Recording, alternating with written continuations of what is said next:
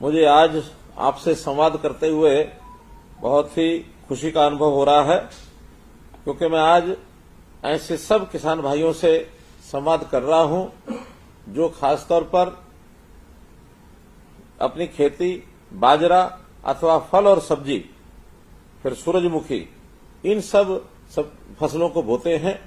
और ये भी खुशी की बात है कि ऐसे सब किसानों को या तो बाजार में जब भाव नहीं मिलता अथवा उनकी सब्जी फल की क्वालिटी का कोई अंतर पड़ने से बाजार भाव कम मिलता है, उन सबको हमने एक प्रावधान किया है कि बाजार रेट में और जो उनको उचित मूल्य मिलना चाहिए उसका जो अंतर है वो सरकार उनको देती है, जिसका नाम हमने रखा है भावांतर भरपाई योजना। हमने ये भी एक प्रावधान किया था कि जो धान बोने वाले ऐसे हमारे किसान हैं, पानी के संकट को भविष्य को ध्यान में रखते हुए उसकी बिजाई कम करके और विविधीकरण के अंतर्गत उनको दूसरी फसलों की बिजाई करनी चाहिए। मेरा पानी मेरी विरासत इस योजना के अंतर्गत हमने 7,000 रुपया अलग से उनको एक सब्सिडी, एक ग्रांट देने की बात कही थी। और साथ में ये भी था कि उनको अपनी बिजाई में यानी फल और सब्जी आदि बिजाई करेंगे तो उसका भी हमको लाभ होगा। तो इस नाते से आप सब ऐसे किसान बंधु हैं जो इस समय लगभग 23,000 सब लोग मेरे साथ जुड़े हुए हैं। मैं उनसे एक प्रकार से उनको शुभकामना भी देता हूं कि आप प्रदेश और राष्ट्र की खुशहाली के लिए जो काम कर रहे हैं, आपको बहुत बहुत इस बात की शुभकामना है। हम खेती में हर कदम पर किसान को मदद मिले, इसके लिए बहुत सी हमने योजनाएं हमेशा बनाई हैं। किसान बीज से बाजार तक, इसकी चिंता हमारे जिम्मे है। हम उसकी हर प्रकार की सहायता ये सब करते हैं।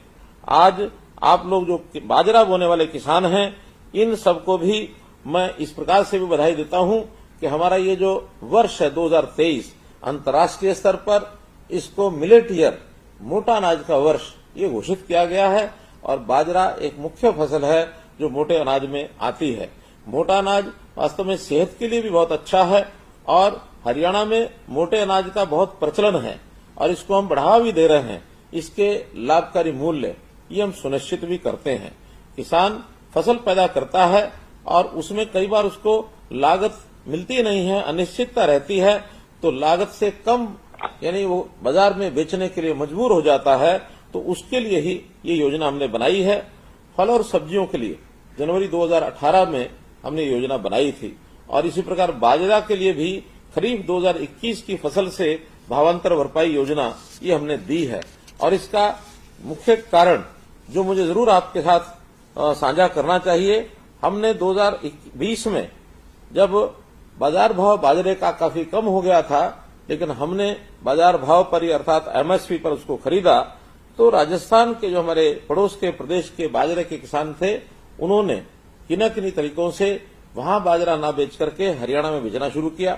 हमारे पास बाजरे की अधिकता हो गई और बाजरे की अधिकता के कारण से हमको बाजार में सस्ते भाव में बेचना पड़ा, क्योंकि खाने के लिए जो बाजरा है वो 4 से 6 महीने ही लिया जा सकता है काम में, अन्यथा उसकी गुणवत्ता ये कम हो जाती है। तो उद्योगों में बाजरे का उपयोग भी सीमित है। बाजरा मुर्गी का जो एक प्रकार से उन फार्मों को जो जरूरत होती है फीड के नाते, वो बहुत कम भाव पर बिकता है। तो उस परिणाम स्वरूप हमको 825 करोड़ रुपए का घाटा हुआ।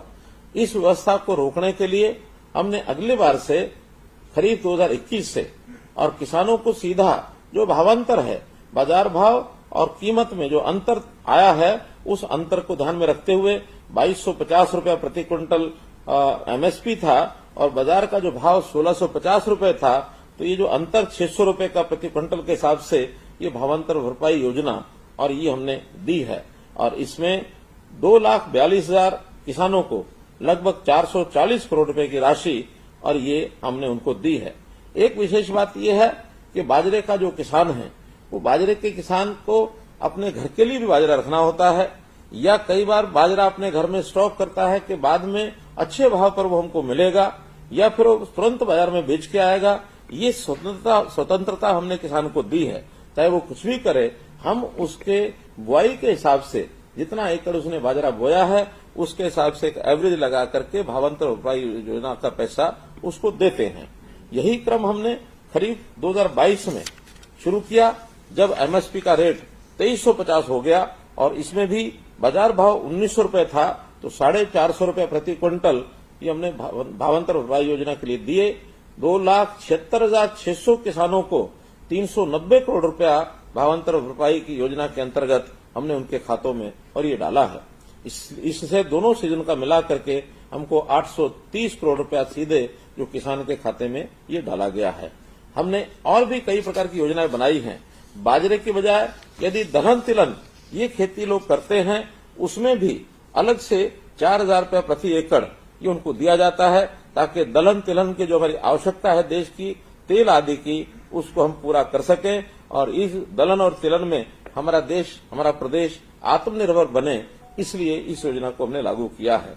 बागवानी को भी हमने बढ़ावा दिया है और बागवानी को बढ़ावा देने के लिए हमने 2030 तक बागवानी का जो क्षेत्र है, जो आज हरियाणा का 11 लाख एकड़ और ये बागवानी का क्षेत्र है, हमने एक योजना बनाई है कि 2030 तक बागवानी के अधीन आने वाला क्षेत्र इसको दोगुना किया जाए, 22 लाख एकड़ और ये बागवानी की जाए, क्योंकि बागवानी भी ऐसी क्रॉप है जिससे किसान की आय ये उसको काफी अच्छी मिलती है और उसको उसका लाभ मिलता है। सब्जी आदि के लिए जो भावांतर भरपाई योजना है, उसका हमने उत्पादन का एक बेंचमार्क ये निर्धारित किया है। जैसे उदाहरण के लिए आलू प्रति एकड़ हमने 120 क्विंटल, प्याज प्रति एकड़ 100 क्विंटल, टमाटर प्रति एकड़ 140 क्विंटल, फूल गोभी के लिए 100 रुपया प्रति क्विंटल और इसी हिसाब से इनके जो संरक्षित मूल्य हैं वो भी हमने तय किए हैं। इससे कम भाव में यदि उसका बिकता है तो उसको अपना रजिस्ट्रेशन, ये हमारा मार्केटिंग बोर्ड का जो पोर्टल है उसके ऊपर कराना पड़ता है और रजिस्ट्रेशन कराने के बाद जे फार्म के हिसाब से जो अंतर आता है उस अंतर के हिसाब से और हमको जो पैसा है वो देते हैं। और सब्जियों के इस फल और सब्जी की जो भावांतर भरपाई है, हमने पिछले सालों में 12,000 से अधिक किसानों को 33 करोड़ रुपए की राशि ये उनको दी है। किसान की फसल खराब होने पर उसको नुकसान न हो, तो इसके लिए भी प्रधानमंत्री जी ने प्रधानमंत्री फसल बीमा योजना ये कार्यक्रम शुरू किया और हर बार एक अच्छी राशि किसानों को यदि क्लेम की बनती है तो उनको मिलती है। और इसी प्रकार हमने बागवानी की फसलों के लिए भी मुख्यमंत्री बागवानी बीमा योजना ये शुरू की है, जिसके अंदर 21 फसलें ये शामिल की गई हैं, ताकि बागवानी और यानी अन्य फसलें इन सब का बीमा और कंपनियों को द्वारा करा करके उनको किसी प्रकार का नुकसान न हो। इसलिए मित्रों, हम लोग किसानों के हित में हमेशा ये काम करते हैं। केवल भावांतर भरपाई योजना ही नहीं, बल्कि बहुत अन्य निर्णय भी हमने लिए।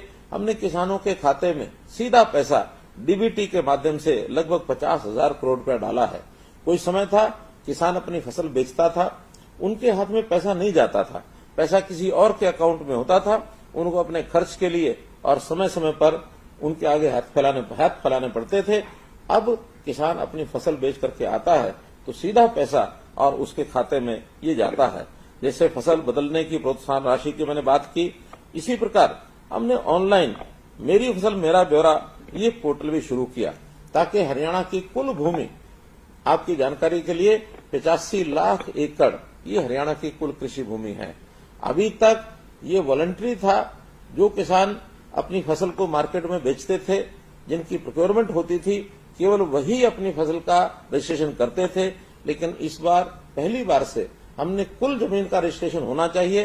किसान को प्रोत्साहन राशि भी दी है कि अपना पूरा अगर वो फसल रजिस्ट्रेशन उसका करता है तो इसको इनाम के तौर के रूप में एक छोटी राशि, कुछ प्राइजेस भी हमने रखे हैं, वो सब उनको दिए जाएंगे। और जो किसान नहीं कर पाएंगे वो हमारे विभाग, चाहे वो कृषि विभाग है अथवा रेवेन्यू डिपार्टमेंट है, इनके माध्यम से हम शेष बची जमीनें जिनका रजिस्ट्रेशन नहीं हुआ है उनका रजिस्ट्रेशन भी चल रहा है। हमारा अनुमान है कि 31 अगस्त तक पूरे 85 लाख एकड़ जमीन का रजिस्ट्रेशन ये हमारा हो जाए। और इससे कई बार बहुत सी ऐसी समस्याएं जो आती हैं, खाली जमीनों पर क्या बोया है क्या नहीं बोया है, और कुछ शरारतें करने वाले लोग भी हैं, खाली जमीन पर भी अपना जब मुआवजे की आवश्यकता होती है तब उसका रजिस्ट्रेशन करा करके और एक प्रकार से वो गलत ढंग से भी काम करते हैं, वो भी सब रुकेगा।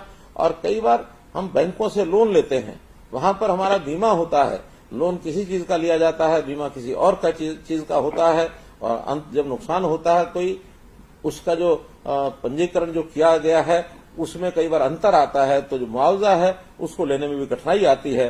तो ये सब कठिनाइयां मेरी फसल मेरा ब्यौरा पर 100% जमीन का रजिस्ट्रेशन यदि होगा तो ये सब कठिनाइयां समाप्त होंगी। हमने सोलर पंप्स के लिए भी पिछले साल 53,000 सोलर पंप्स लगाए हैं। इनके ऊपर सब्सिडी दी गई है कुसुम योजना के अंतर्गत, और इस वर्ष में 70,000 नए सोलर ट्यूबवेल्स वो लगाए जाएंगे ताकि बिजली की खपत में भी कमी आएगी और ऐसे सोलर पंप से किसान को भी बहुत बड़ा फायदा होगा। सबसे ज्यादा फसलें हरियाणा में एमएसपी पर ली जा रही हैं। ऐसा हमारा अनुमान है कि 15-16 फसलें हम हरियाणा में एमएसपी पर खरीद रहे हैं। कोई प्रदेश इतनी संख्या में फसलों को एमएसपी पर नहीं खरीदता है। जहां तक पानी का विषय है, पानी प्रबंधन भी हमने बहुत ही बढ़िया प्रकार से उसको किया है। आखिर हमारे प्रबंधन के कारण से ही पानी टेल तक पहुंचाने का काम हमने किया है। पिछले वर्षों में कोई ऐसी टेल नहीं है जहां पानी नहीं पहुंचा है। वर्षा के इन 4 महीनों में दूर दराज के जो हमारे तालाब हैं, जो सरोवर हैं, जो वो सब सूखे रहते थे, उनमें भी पानी हमने भेजा है। बहुत लेवल यानी बहुत जगह पर पानी का लेवल जो डार्क जोन एरिया घोषित हो गया था उसमें पानी ऊपर आया है और किसानों को सिंचाई के लिए वहां से पानी लेने में अब कोई कठिनाई नहीं है। गांव-गांव में हमने बिजली पहुंचा, सब गांव में बिजली तो पहुंची है। 5700 से ऊपर गांव में 24 घंटे बिजली हम दे रहे हैं और इसी प्रकार से आज बिजली किसी किसान को उसकी कोई कठिनाई नहीं होती, किसी उद्योगपति को नहीं होती, किसी घर को नहीं होती। हर जगह बिजली हम पर्याप्त दे रहे हैं। तो इन सब योजनाओं के साथ हम माननीय प्रधानमंत्री जी का धन्यवाद करते हैं कि उन्होंने किसान सम्मान निधि वर्ष में 6,000 रुपया ये भी मिलता है। उसके लिए मैं प्रधानमंत्री जी का एक प्रकार से धन्यवाद करता हूं। जो नेचुरल फार्मिंग है, एक प्रकार से नेचुरल फार्मिंग यानी ऑर्गेनिक खेती करने के लिए गाय का गोबर ये उसमें उपयोग होता है। हमने इन किसानों को गाय देने के लिए भी एक प्रावधान किया है कि हर एक को गाय उसको बांधी जाए और उसमें भी जितनी आवश्यकता उनको होती है पैसे की, वो पैसा भी उनको दिया जाए। मेरा कहने का भाव है कि हमारा किसान, इस किसान को हम यानी एक प्रकार से मजदूर नहीं बल्कि अपनी खेती का मालिक बनाना चाहते हैं और मालिक जो बनता है वो स्वाभिमान से सिर ऊंचा करके, सीना चौड़ा करके अपने काम को करता है। किसान हमारा ये व्यापारी तो नहीं है, लेकिन सेवा भाव इसमें कम नहीं है। सेवा भाव से जनता के पेट का पालन करना, पेट के खाने की भरपाई करना और न केवल अपने प्रदेश में बल्कि देश के जनता को, देश के लोगों के पेट को भरने के लिए भी हमारा किसान अन्न पैदा करता है। तो इसलिए हमारा जो किसान है ये इसका हम हर प्रकार से ध्यान रखते हैं। किसान हमारा मजबूर नहीं होना चाहिए बल्कि किसान मजबूत होना चाहिए। तो उसकी मजबूती के लिए हम बहुत से काम कर रहे हैं। इन सब कामों को करते हुए मैं पुनः किसानों की इस प्रगतिशील सोच को कि नई नई फसलें वो बुआई करते हैं जिसकी आवश्यकता होती है, उस सोच को मैं नमन करता हूं और इसी काम से हम आगे बढ़ते रहें। मार्केटिंग की व्यवस्था के लिए सरकार बहुत से प्रयास कर रही है। आपकी जानकारी के लिए हमने गन्नौर में एक अंतर्राष्ट्रीय फल और सब्जी मंडी का ये निर्माण शुरू हो गया है, उसका भी बहुत जल्दी हमको परिणाम मिलेगा।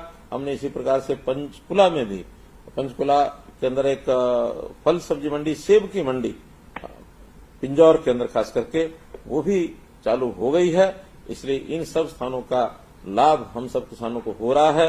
मैं पुनः, किसान हमारा अन्नदाता है, किसान के नाते से हमारे प्रदेश का किसान कैसे फलेगा फूलेगा उसको किसी प्रकार की कोठाई न आए, लगातार हम ध्यान रख रहे हैं। और संयोग से आज मैं जो किसानों से बातचीत कर रहा हूं, पिछले जनवरी से जब से ये कार्यक्रम हमने शुरू किया है हर सप्ताह का, मैं आज 8 बार लगभग हो गए हैं, या तो कृषि अथवा कृषि से संबंधित ऐसे सब विषयों पर मैंने बात की है। एक एक कठिनाई को ध्यान रखना, हर जो हमारा लाभार्थी है उस लाभार्थी से बात करना, ये हमारा निरंतर क्रम चलता है। आज भी आपसे मैंने बात की। आपका बहुत बहुत धन्यवाद, बहुत बहुत आभार।